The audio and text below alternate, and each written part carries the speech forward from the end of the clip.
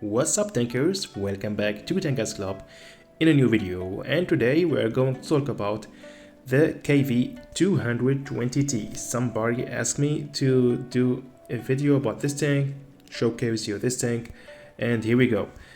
I don't want to really talk a lot about this tank, and I don't want to overrate this tank because, to be honest, this tank is not that OP, but as a YouTuber, some people wanna see me playing with this tank, doing a preview about this tank, so here we are.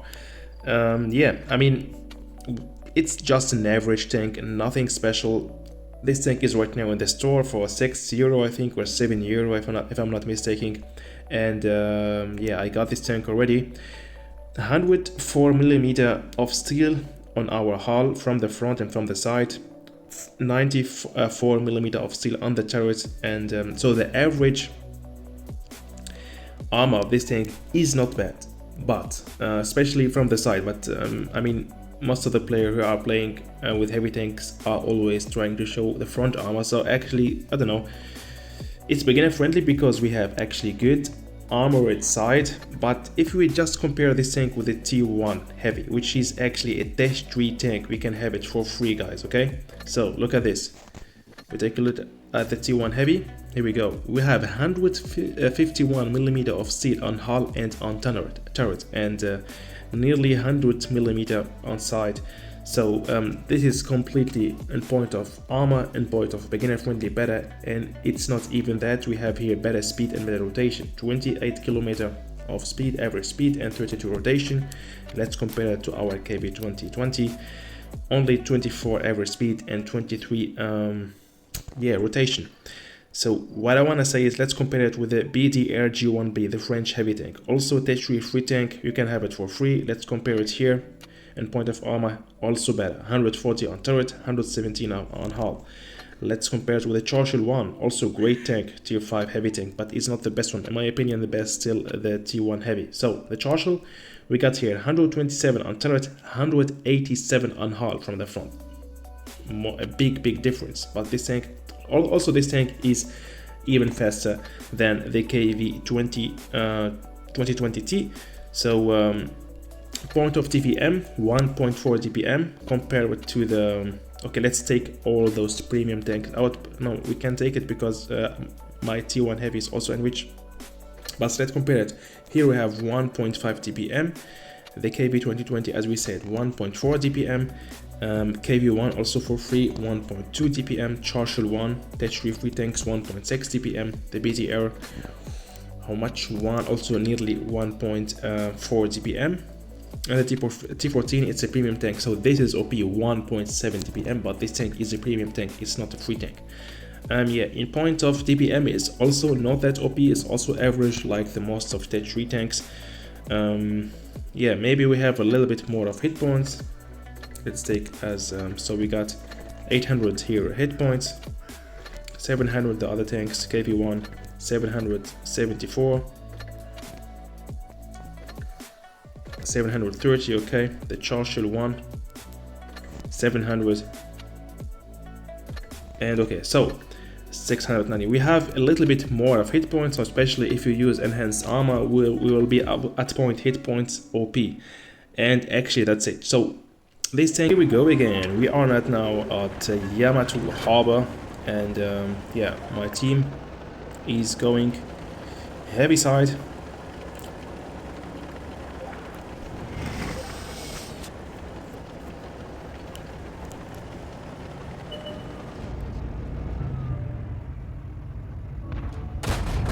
And I missed my first shot, bad luck, but yeah, I'm going to keep pushing. I mean, we can rely also here on the armor because it's very difficult to penetrate, especially if you are playing against tier 5 and tier 4 tanks. If you are playing against tier 6 and tier 5 tank, we are going to be more often penetrated, but playing against tier 5 and tier 4 tanks, we're going to see it here. A lot of shots are going to bounce, because we don't have actually not that bad front armor. We have even 100mm of steel on the side, which is actually pretty good for tier 5 heavy tank.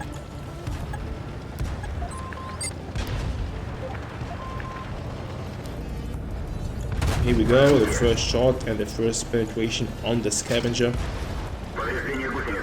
Damage by ramming and finishing the suit. Or not, I thought I'm gonna finish him. Oh, now I'm going to finish him. Yep. So we got 5.5 seconds reload time, which is also not bad for a tier 5 heavy tank. Actually a fast reload time. 6.8, sorry about that. With adrenaline we will have about 6 seconds reload time. But as we can see, we still can deal good damage even against the Churchill, which is actually a good armored heavy tank with a PCR shell. We can pen also the Churchill one, no problem.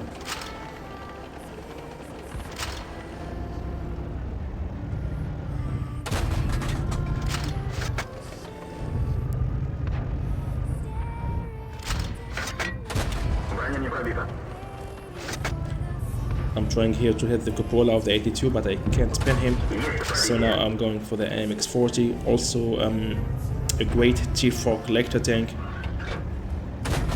Not easy to penetrate either. The AMX-40 is for real an OP tier 4 collector tank. I got this tank also. Already my third kill. Now I'm going for the 82.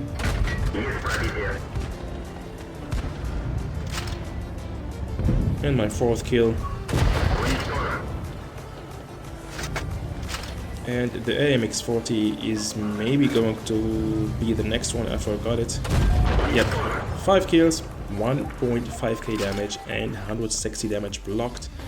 Yeah, great battle, but we can also do this with any other tank like the T1 heavy or the BDR, the French heavy tank. So we can do this also with any other tank. It's really nothing special, but I think there is here some freaks playing with this tank, because even dealing 1.5k damage with a tier 5 heavy tank and destroying 5 enemy tanks, I still got only the second class mastery badge. So more damage still possible with this tank. I think maybe to get mastery class we have to deal 2k damage, I don't know, which is actually a lot for a tier 5 heavy tank.